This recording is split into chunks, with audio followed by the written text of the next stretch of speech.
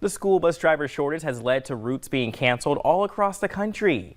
Now a single mom from Minnesota is speaking out, saying she doesn't know how she's going to get her child to school.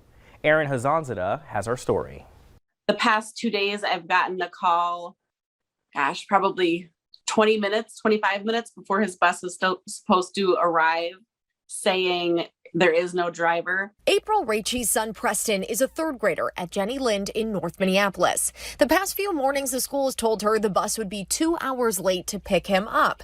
April is a teacher in Minneapolis, so she's already gone by the time she gets these calls. My neighbor has been super gracious and wonderful and has been taking both her child and my child to school.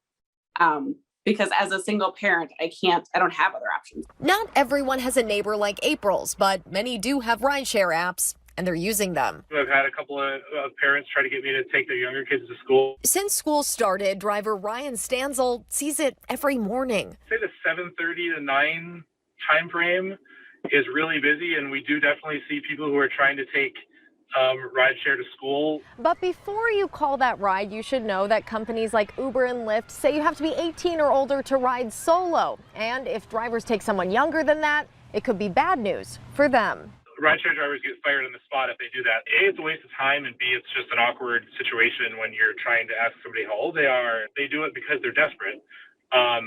But if I don't have this job, I'm going to be a lot more desperate too. So desperate in some cases that families are willing to give kids the VIP treatment to get them to class. Lachey Eisenman's private car service. Over the last week, every single morning, our phones have been blowing up, my text messages, with people wanting us to fall out of the sky and take their kids to school. On an average day, we're getting somewhere between 20 and 30 calls just within that hour. But of course, most don't have that luxury, and in fact, don't have any other options. Having to quickly go to a plan B and C is really frustrating and overwhelming. Erin Hazanzadeh, WCCO 4 News.